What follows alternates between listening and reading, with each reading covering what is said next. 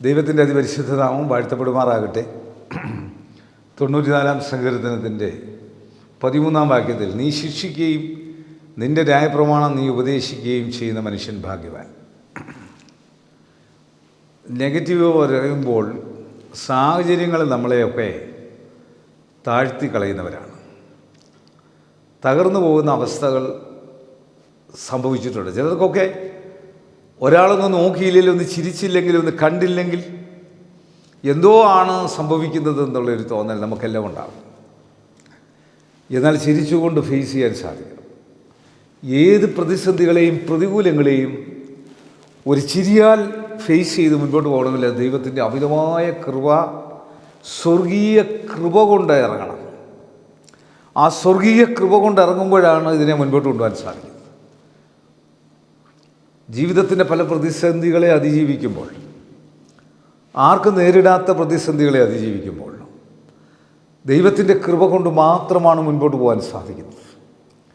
നിൻ്റെ ജീവിതം ക്രിസ്തുവിലാണെങ്കിൽ, യേശു ക്രിസ്തുവിൽ അതേ അടിസ്ഥാനപ്പെട്ട ജീവിതമാണെങ്കിൽ, ദൈവം നിന്നെ ശിക്ഷിക്കുകയും നിന്നെ പട്ടണിക്കുകയും ഒക്കെ ചെയ്യും. അതുകൊണ്ട് ന്യായപ്രമാണത്തിൻ്റെ നീ ശിക്ഷിക്കുകയും നിൻ്റെ ന്യായപ്രമാണം നീ ഉപദേശിക്കുകയും ചെയ്യുന്ന മനുഷ്യൻ ഭാഗ്യവാൻ. ദൈവത്തിൻ്റെ ശിക്ഷ എന്ന് തോന്നുന്ന പല കാര്യങ്ങളും അനുഗ്രഹമാണ്. അത് അനുഗ്രഹമാക്കി മാറ്റിയെടുക്കാൻ സാധിക്കുന്നത് നമ്മളിലാണ്. അത് ശിക്ഷ നമ്മളെ ഷെയ്പ്പ് ചെയ്യുന്നതാണ്. ഇത് ദൈവത്തിൻ്റെ ശിക്ഷയാണെന്ന് കരുതുന്നവർക്ക് വ്യക്തി ജീവിതങ്ങൾക്ക് ദൈവത്തിന് പരിശുദ്ധാത്മാവ് അതിൻ്റെ അനുഗ്രഹങ്ങൾ കൊടുത്ത് നിങ്ങളെ നിറയ്ക്കും. കണ്ണുകൾ നിറയ്ക്കാൻ പ്രാർത്ഥിക്കാം. കർത്താവേ, ഭാരപ്പെടുന്ന പ്രയാസപ്പെടുന്ന ദൈവശിക്ഷയാണെന്ന് തകർന്നടിഞ്ഞിരിക്കുന്ന വ്യക്തി ജീവിതങ്ങൾക്ക് ദൈവത്തിൻ്റെ പരിശുദ്ധാത്മാവിൻ്റെ ശക്തി അത്ഭുതകരമായി ഈ വചനം ന്യായപ്രമാണം നൽകുന്നതായിട്ടുള്ള വചനത്തിൻ്റെ ശക്തിയിൽ ഈ നിന്റെ മക്കൾക്ക് ദൈവകൃപ കൊണ്ട് നിറയ്ക്കണമേ.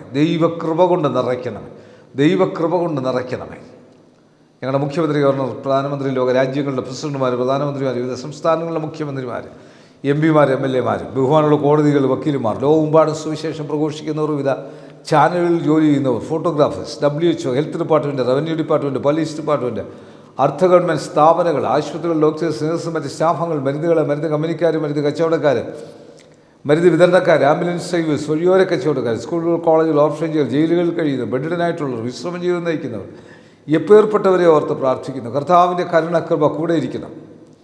പരിശുദ്ധാത്മാവിൻ്റെ ശക്തി എല്ലാവരുടെ മേലും വ്യാപരിക്കട്ടെ. ക്ഷീണിച്ചും ഭാരപ്പെട്ടും തളർന്നു ഇരിക്കുന്ന വ്യക്തി ജീവിതങ്ങൾക്ക് പരിശുദ്ധാത്മാവിൻ്റെ അത്ഭുത ശക്തിയാൽ നിന്റെ മക്കൾ നിറയപ്പെടട്ടെ. യേശുവെ നന്ദി, യേശുവെ സ്തോത്രം, യേശുവെ ആരാധന, യേശുവെ മഹത്വം, യേശു മൂലം തന്നെ. ആമേൻ. God bless U.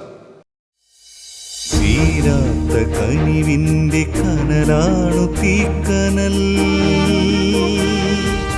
അണയുവാനൊരുങ്ങും ഈ ചാരത്തെ അഗ്നിയായി മാറ്റിടും തീക്കനൽ. തീക്കനൽ, തീക്കനൽ,